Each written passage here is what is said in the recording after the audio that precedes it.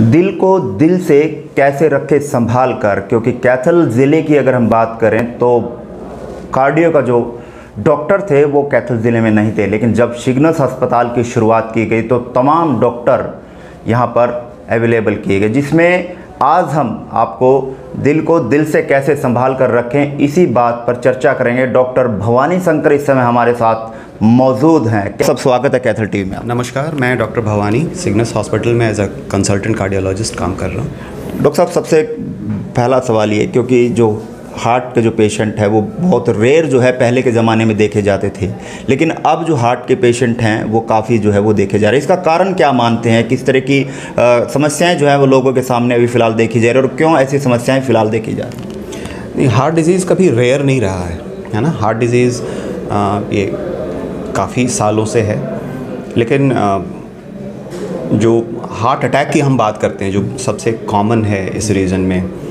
या हृदयाघात जो बोलते हैं, अगर पाश्चात्य देशों की बात करें तो ये जो बीमारी है हार्ट अटैक की, ये यूजुअली 50-60 साल के उम्र में होता है।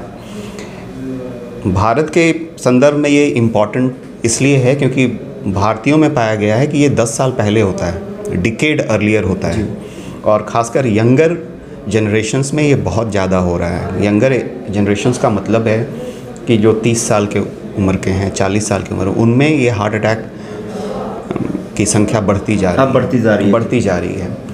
और हम जानते हैं कि इंडिया डायबिटिक कैपिटल बन गया है वर्ल्ड का। यहाँ पे सबसे ज़्यादा डायबिटीज़ के मरीज हैं। तो डायबिटीज़ एक ऐसी बीमारी है जो एक प्रमुख कारण है जो हार्ट अटैक प्रोड्यूस करता है। इसलिए बहुत जल्दी ही इंडिया मतलब हार्ट अटैक का कैपिटल भी बन सकता है फ्यूचर में। तो हार्ट अटैक की संख्या बहुत बढ़ती जा रही है, खासकर यंगर एज जनरेशन्स में, जो कि स्मोकिंग बहुत करते हैं। स्मोकिंग एक बहुत बड़ा कारण है, और सेडेंट्री लाइफस्टाइल मतलब चलना फिरना बिल्कुल ना के बराबर है, ज़्यादातर डेस्क जॉब है, बैठे रहते हैं घरों में। तो ऐसे लोगों में, और ख़ासकर इस तरह के लोगों में जो यंगर एज पॉपुलेशन है, उनमें हार्ट अटैक की संभावना बढ़ती जा रही है। और ये दो कारण हैं, बड़े कारण हैं। एक स्मोकिंग, जो कि यंग एज पॉपुलेशन में बहुत प्रिवेलेंट है, और दूसरा बहुत सेडेंट्री लाइफस्टाइल। इसके अलावे जो ट्रेडिशनल रिस्क फैक्टर्स हैं, जो हम सबको पता है, या कन्वेंशनल रिस्क फैक्टर्स बोलते हैं, जिसे हम लोग शुगर, डायबिटीज़ जिनको है, जिनको ब्लड प्रेशर की बीमारी है, जिनको कोलेस्ट्रॉल की बीमारी है, हाइपरटेंशन की बीमारी है, अधिक मोटापा है ना, ओबेसिटी जिसको बोलते हैं। तो ये सब बहुत कॉमनेस्ट रीजंस हैं जिसकी वजह से हार्ट की प्रॉब्लम होती है, खासकर हार्ट अटैक की प्रॉब्लम होती है। तो डॉक्टर साहब, जैसे आपने स्मोकिंग की बात की और सिटिंग जॉब की बात की, क्या इनके अलावा भी कुछ और लक्षण हो सकते हैं जिनसे हार्ट अटैक की जो बीमारी है वो हो? नहीं, वही बताया मैंने कि ये सब रिस्क फैक्टर्स हैं। यंगर एज पॉपुलेशंस में सेडेंट्री लाइफस्टाइल और स्मोकिंग एक बहुत बड़ा रिस्क फैक्टर है। अगर हम स्ट्रेस की बात करें, जो जिस पे बहुत बातचीत नहीं की जाती, तो मानसिक अवसाद या डिप्रेशन या स्ट्रेस, ये एक नया कारण उभर कर सामने आ रहा है जिसकी वजह से हार्ट अटैक की संभावना बढ़ती जा रही है। तो ये सब कॉमनेस्ट रिस्क फैक्टर्स हैं। शुगर हो गया, ब्लड प्रेशर हो गया, हाइपरटेंशन हो गया, कोलेस्ट्रॉल की अधिकता, ये सब कॉमनेस्ट रिस्क फैक्टर है। और इसके अलावा स्मोकिंग, क्रॉनिक स्मोकर्स जो हैं, और जैसा बताया डिप्रेशन, तो ये सब कॉमनेस्ट कारण हैं जिसके वजह से हार्ट अटैक हो सकता है। डॉक्टर साहब, लक्षण क्या होते हैं हार्ट अटैक के? कोई एकदम से किस तरह से देखा जा सकता है कि ताकि पेशेंट को जो है वो एकदम हॉस्पिटल ले जाया जा सके? जो बहुत क्लासिकल प्रेजेंटेशन होता है हार्ट अटैक का, वो ये है कि छाती में बहुत तेज़ दर्द होना, खासकर बाईं छाती में बहुत तेज़ दर्द होना। कई बार ये दर्द आपके बाएं बाजू में चला जाता है, कई बार जबड़ों में इरेडिएट करता है, और साथ में बहुत प्रोफ्यूज स्वेटिंग, बहुत पसीना आना।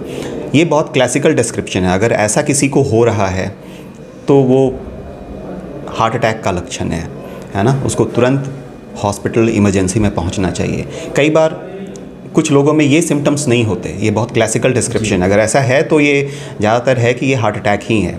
लेकिन कई बार लोगों में ये दर्द नहीं होता, कई बार लोगों में केवल सांस फूलने की तकलीफ़ होती है, कई बार लोगों में केवल बहुत प्रोफ्यूज स्वेटिंग हो जाता है, अनएक्सप्लेन्ड, बैठे बैठे बहुत तेज़ पसीना आ गया। कई बार छाती में केवल एक भारीपन का एहसास होता है, कई बार सांस लेने की तकलीफ़ होती है, कई बार चक्कर आना। तो ये सब सारे लक्षण हैं, है ना, सिंड्रोम है जो इंडिकेट करता है कि ये हार्ट अटैक हो सकता है। तो ऐसी अवस्था में जो कोई भी है मरीज़, उसको तुरंत अपने आसपास के फिजिशियन या जो भी नियर बाई कार्डियोलॉजिस्ट है उससे मिलना चाहिए। और जो पहला जो एक टेस्ट होता है, जो सबसे बेसिक टेस्ट है जो हमें बताता है कि ये हार्ट अटैक है या नहीं है, वो है ECG। तो पेशेंट अगर इमरजेंसी में जाता है तो विदिन 10 मिनट्स एक ECG होना चाहिए। ECG से हमें कई बार बहुत कुछ पता चल जाता है। एक ग्रुप ऑफ पेशेंट्स हैं, खासकर डायबिटिक पेशेंट्स या ओल्ड एज पेशेंट्स या फीमेल पेशेंट्स, उनमें कई बार ये साइलेंट हार्ट अटैक होता है, साइलेंट हृदयाघात होता है, उनको पता भी नहीं चलता। थोड़ी बहुत तकलीफ़ हुई, वो गांव में रहते हैं, गांव के डॉक्टरों से दवाई ले लिया, थोड़ा आराम मिल गया, घर पे बैठ जाते हैं, है ना। तो खासकर ये पाया गया है कि जो हाइपरटेंसिव होते हैं, ओल्ड एज होते हैं और जिनको शुगर की प्रॉब्लम है, तो उनमें क्या होता है, कई बार ये चेस्ट पेन होता ही नहीं है। चेस्ट पेन ना होने का कारण ये डायबिटीज़ है। डायबिटीज़ जिनको लंबे अरसे से डायबिटीज़ है, खासकर 10 साल से ज़्यादा डायबिटीज़ है, तो उनमें एक डायबिटिक कंडीशन होती है जिसको हम लोग बोलते हैं डायबिटिक न्यूरोपैथी। तो आपके नर्व्स एक ऐसी चीज़ है जिससे आपको पता चलता है कि आपको दर्द हो रहा है या आपको कोई छू रहा है। तो डायबिटिक पेशेंट्स में डायबिटिक न्यूरोपैथी हो जाता है, तो उनमें अगर हार्ट अटैक होता भी है तो उनको दर्द का एहसास नहीं होता। तो ये सब लक्षण हैं और ऐसा होने पे उनको अतिशीघ्र हॉस्पिटल पहुंचना चाहिए। जैसे डॉक्टर साहब हमने गांव की बात की, बहुत रेयर जो है गांव के आसपास के हॉस्पिटल जो हैं, दूरी की अगर बात करें तो 15-20 किलोमीटर की दूरी जो है गांव के लोगों को जो है वो तय करनी पड़ती है इन हालातों में। अगर फर्स्ट एड की अगर हम बात करें तो मौके पर कोई व्यक्ति हो जो फर्स्ट एड दे सके और उसको हॉस्पिटल तक ले जाया जा सके, क्या वो ऐसा उपाय भी है? अगर ये इस तरह के सिम्टम्स हैं जो मैंने बताया कि छाती में बहुत तेज़ दर्द है, पसीने आ रहे हैं, बाजू में जा रहा है, तो अगर आप गांव में हैं और बहुत जल्दी से हॉस्पिटल नहीं पहुंच सकते, तो अगर गांव में कोई डॉक्टर है और ऐसी अवस्था में इस तरह के पेशेंट्स को ये एडवाइजेबल है कि वो एस्पिरिन की गोली ले लें। 325 मिलीग्राम की एस्पिरिन की गोली आती है, वो च्यू कर लें। एक और दवाई आती है खून पतला करने की जिसको हम लोग क्लोपिडोग्रेल बोलते हैं, वो दवाई मिल जाए तो वो ले लें। कोलेस्ट्रॉल कम करने की एक दवाई होती है जिसको एटोर्वास्टैटिन या स्टैटिन्स बोलते हैं, अगर वो मिल जाए तो 80 मिलीग्राम का टैबलेट उसी समय ले लें। और अगर बहुत तेज़ दर्द है और ब्लड प्रेशर ठीक है तो एक दवाई आती है जिसको हम लोग सॉर्बिट्रेट बोलते हैं, नाइट्रेट होता है, ये जीभ के नीचे रखी जाती है जिससे आपको दर्द में आराम मिलता है। तो ये कुछ फर्स्ट एड हैं जो आप कर सकते हैं, और वो भी डॉक्टर की सलाह पे, अगर जो भी डॉक्टर गांव में है उसकी सलाह पे। खासकर ये जो जीभ के नीचे जो दवाई लेते हैं ये तभी लेना चाहिए जब आपको छाती में बहुत भीषण दर्द है और ब्लड प्रेशर भी ठीक है, क्योंकि इस दवाई से दर्द तो ठीक होता ही है लेकिन वो सडन प्रेसिपिटस ब्लड प्रेशर फॉल भी कराता है। इसलिए अगर ब्लड प्रेशर ठीक है तो ये दवाई भी आपको लेनी चाहिए। डॉक्टर साहब हमने लक्षण पे बात की, किन किन कारणों के कारण जो है वो हार्ट अटैक हो सकता है, और हमने उपाय भी देखा कि इन चीज़ों से फर्स्ट एड जो है वो डॉक्टर की सलाह से ली जा सकती है। लेकिन एक सवाल ये भी है क्योंकि युवा अवस्थाओं में भी अब 30 से 35 साल के युवाओं में भी जो हार्ट अटैक की प्रॉब्लम्स आ गई, जो रेयर 50-60 साल से अब में आया करती थी। दिल को दिल से संभाल कर कैसे रखें, किस तरह की खान पान रहें, इस बारे में लोगों को क्या आप राय देना चाहेंगे? एक तो सबसे बड़ी बात जो मैंने बात की धूम्रपान की, स्मोकिंग की, तो स्मोकिंग से बिल्कुल बचें। खासकर यंगर जनरेशन में स्मोकिंग बिल्कुल छोड़ना पड़ेगा, वो एक बहुत बड़ा कॉमन फैक्टर है। दूसरा, फ़िज़िकल एक्टिविटी होनी चाहिए। सेडेंट्री लाइफस्टाइल से जहाँ तक हो सके बचें। फ़िज़िकल एक्टिविटी का मतलब है कि दिन में जो वर्ल्ड वाइड रिकमेंडेशन है, जो गाइडलाइंस हमें बोलती है कि एटलीस्ट 30 से 40 मिनट की आपकी एक्टिविटी होनी चाहिए। उस एक्टिविटी का मतलब है या तो आप वॉकिंग करें, जॉगिंग करें, ब्रिस्क वॉकिंग के लिए जाएं, और अगर हो सके तो प्रतिदिन करें सप्ताह में, नहीं तो 30-40 मिनट की एक्टिविटी कम से कम सप्ताह में 4 से 5 दिन करें। वो भी सफिशिएंट पाया गया है एक हेल्दी हार्ट के लिए, है ना, जो आपके हार्ट को स्वस्थ रख सकता है। तो ये एक्टिविटी है, एक तो फिज़िकल एक्टिविटी, दूसरी स्मोकिंग बिल्कुल बंद करें अगर करते हो तो। तीसरा जो आपने बोला जंक फूड्स, तो जंक फूड्स जो कि आजकल की जो लाइफस्टाइल है बहुत रैपिड हो गई है, लोगों के पास उतना टाइम नहीं है, समय नहीं है। तो जंक फूड्स में क्या होता है, जो हम लोग खाते हैं, या तो पिज़्ज़ा खा रहे हैं, बर्गर खा रहे हैं, या सड़क पे चलते समय कुछ खा लिया जो मैदे से बनी हुई चीज़ें हैं। तो इनमें क्या होता है, एक चीज़ होती है जिसको हम लोग बोलते हैं सैचुरेटेड फ़ैट।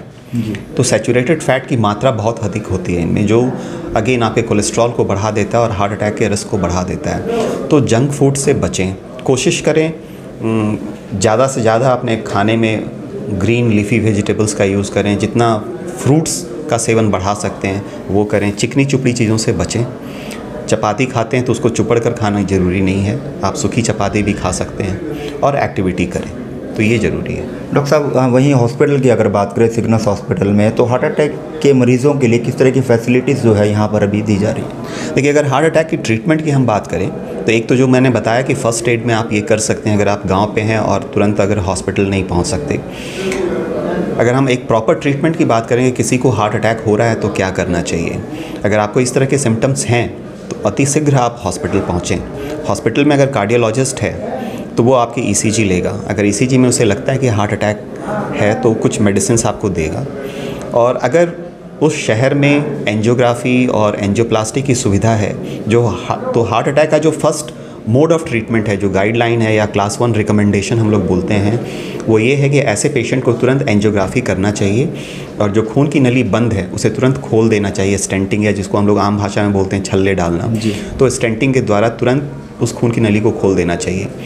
आइडियली ये प्रोसीजर विदिन 1 आवर हो जाना चाहिए। हम फर्स्ट आवर बोलते हैं, गोल्डन आवर। हार्ट अटैक के बाद जो पहला 1 घंटा होता है उसको गोल्डन आवर बोलते हैं। ऐसा इसलिए कहा गया है कि इसी 1 घंटे में व्यक्ति की जान बचाई, जान बचाई नहीं, इसी 1 घंटे में जो हार्ट अटैक की वजह से मैक्सिमम डैमेज होना होता है इसी 1 घंटे में हो जाता है। और अगर इसी 1 घंटे में आपने उसकी खून की नली को खोल दी और ब्लड फ्लो बहाव जो है आपने सुचारू रूप से कर दिया, तो इसी 1 घंटे में आप मैक्सिमम बेनिफिट भी दे सकते हैं पेशेंट को।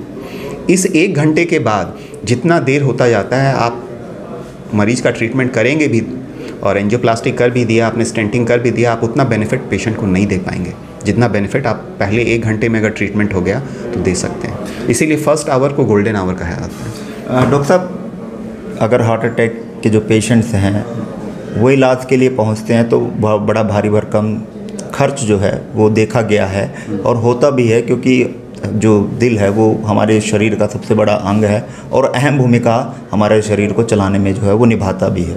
तो अपने यहाँ पे किस तरह से इलाज किया जाता है? क्या आयुष्मान कार्ड के तहत भी जो हार्ट के जो पेशेंट है, हार्ट अटैक के जो पेशेंट है, उनका इलाज किया जाता है? यहाँ पे सारी सुविधा है, आयुष्मान की भी सुविधा है। इसके अलावा बहुत सारे जो जनरल इंश्योरेंस हैं, टीपीए है, हरियाणा गवर्नमेंट है, ईसीएचएस है, तो सारी सुविधा है। ये हॉस्पिटल इन सारे जो इंश्योरेंसेस है उसमें एम्पैनल्ड है। आयुष्मान एक बहुत बड़ा रिलीफ बन के आया है, खासकर ऐसे लोगों के लिए जो काफ़ी गरीब वर्ग से हैं, क्योंकि स्टेंटिंग महंगा प्रोसीजर है। इसमें अगर हम एक स्टेंट भी डालते हैं तो 1.5 लाख रुपए का खर्च हो जाता है। लेकिन जिसके पास आयुष्मान कार्ड है उनका ये इलाज बिल्कुल मुफ्त में होता है, उसमें उनको 1 पैसा भी देना नहीं पड़ता हॉस्पिटल में। तो ये फैसिलिटीज़ हमारे यहाँ हॉस्पिटल में अवेलेबल? फैसिलिटी हमारे यहाँ है और काफ़ी पिछले 2-3 सालों से हम ये फैसिलिटी दे भी रहे हैं। आयुष्मान के अंदर हम काफ़ी सारे मरीजों का इलाज भी कर रहे हैं। डॉक्टर साहब, पहले की अपेक्षा अगर बात करें तो कितने परसेंटेज जो है हार्ट अटैक के जो बीमारी है इसकी परसेंटेज बढ़ी है, और अब मौके पे कितनी परसेंटेज के जो मरीज़ जो है वो हार्ट अटैक वाले आते हैं? जो हार्ट अटैक का है उसकी संख्या तो बढ़ती जा रही है, कमी नहीं आई है इसमें एक तो बहुत बड़ा कारण है ये जो बताया हमने कि इंडिया वर्ल्ड कैपिटल बन गया है डायबिटीज़ का। यहाँ पे डायबिटीज़ के पेशेंट की संख्या बहुत अधिक है, ब्लड प्रेशर, और ये जो यंगर जनरेशन है काफ़ी जंक फूड्स का जो इनटेक है और बहुत ही सेडेंटरी लाइफस्टाइल है। इसके अलावा जो मानसिक अवसाद है, डिप्रेशन है, तो इसकी वजह से दिनों दिन संख्या बढ़ती ही जा रही है, इसमें कमी नहीं आई है ना। तो इसकी वजह से हार्ट अटैक के बहुत सारे पेशेंट्स आ रहे हैं, हर दिन लगभग कुछ ना कुछ पेशेंट्स आ ही जा रहे हैं। लगा सकते हैं 25 से 30% के पेशेंट जो है वो ग्रोथ हुई है? बिल्कुल, डेफिनेटली ग्रोथ हुई है। तो डॉक्टर साहब, अंत में लोगों से क्या कुछ मैसेज देना चाहेंगे स्वास्थ्य को लेकर? मेरा संदेश यही होगा कि जिनको शुगर है, जिनको ब्लड प्रेशर है या कोलेस्ट्रॉल की प्रॉब्लम है, तो अपने डॉक्टर से या जो भी उनके फैमिली फिजिशियन हैं उनसे ज़रूर मिलें और इसका इलाज करवाएं। और इसके प्रति एक जागरूकता आनी बहुत ज़रूरी है, क्योंकि यहाँ पे बहुत सारे पेशेंट्स आते हैं जो आसपास के पड़ोस से, गांव से आते हैं, उनको पता नहीं होता कि उनको क्या प्रॉब्लम है ना। शुगर भी है तो शुगर की दवाई लेकर वो ले तो रहे हैं, लेकिन ये जानने की कोशिश नहीं करते कि वो शुगर की दवाई ले रहे हैं उससे शुगर उनका कंट्रोल भी है या नहीं। इसलिए इस बात पे जोर देना बहुत ज़रूरी है कि अगर आप ब्लड प्रेशर की दवाई ले रहे हैं, शुगर की दवाई ले रहे हैं, कोलेस्ट्रॉल की दवाई ले रहे हैं, तो इसका भी ध्यान रखें कि उन दवाइयों से आपका blood pressure, blood sugar, cholesterol control में है या नहीं है। तो इसके लिए ज़रूरी है कि आप बीच बीच में अपने फैमिली फिजिशियन या कार्डियोलॉजिस्ट से मिलें और उसका जांच करवाते रहें। ये देखना ज़रूरी है कि शुगर आपका अंडर कंट्रोल है कि उन दवाइयों से। एक बीमारी के इलाज के लिए एक अन्य और बीमारियां जो है पैदा कर लेते हैं अगर हम अपना जो इलाज जो है वो फिजिशियन से या कार्डियोलॉजिस्ट से नहीं करवाते हैं। खासकर शुगर के बारे में बताना चाहता हूँ, ये एक ऐसी बीमारी है जो ना केवल आपके हार्ट को अफेक्ट करता है, ये आपके शरीर के हर अंग को प्रभावित करता है। डायबिटिक नेफ्रोपैथी हो सकता है, मतलब किडनी फेलियर में जा सकते हैं, आँखों को अफेक्ट करता है, हार्ट अटैक तो होता ही है, लीवर को प्रभावित कर सकता है। डायबिटिक न्यूरोपैथी जो हमने बोला, उसकी वजह से आपको कई बार पैरों में गैंग्रीन हो जाता है या पैर में कट गया, छिल गया, तो न्यूरोपैथी की वजह से आपको वो एहसास होता नहीं कि कुछ कट गया, आप उस पर ध्यान नहीं देते, उसमें इन्फेक्शन हो जाता है, वो फिर गैंग्रीन हो जाता है, जिसकी वजह से आपको फिर पैर कटवाना पड़ता है, जिसको हम लोग बोलते हैं एम्प्यूटेशन। तो शुगर, ब्लड प्रेशर के बारे में सचेत रहना बहुत ज़रूरी है, जागरूक रहना बहुत ज़रूरी है कि मुझे अगर ये बीमारी है और अगर मैं दवाई ले रहा हूँ तो ये देखना बीच बीच में जांच करके ज़रूरी है कि उन दवाइयों से शुगर, ब्लड प्रेशर और आदि बीमारियां कंट्रोल में हैं या नहीं हैं। अगर नहीं है तो अपने फिजिशियन से मिलिए ताकि वो आपके दवाइयों को टाइट्रेट अप या डाउन कर सके। चलिए, बहुत बहुत धन्यवाद। Thank you. और ये थे हमारे साथ डॉक्टर भवानी शंकर, जिन्होंने तमाम जानकारियाँ दी कि दिल को दिल से कैसे संभाल कर रखें और लक्षण क्या हैं और फर्स्ट एड किस तरह से आप डॉक्टर की राय से ले सकते हैं। लेकिन आपको बता दें कि कैथल जिले का एकमात्र हॉस्पिटल है सिग्नस हॉस्पिटल, जहां पर हार्ट अटैक के जो डॉक्टर हैं, डॉक्टर भवानी शंकर, वो मौजूद हैं, जिन्होंने तमाम जानकारियाँ दी। और खबरों के लिए आप देखते रहें कैथल टीवी।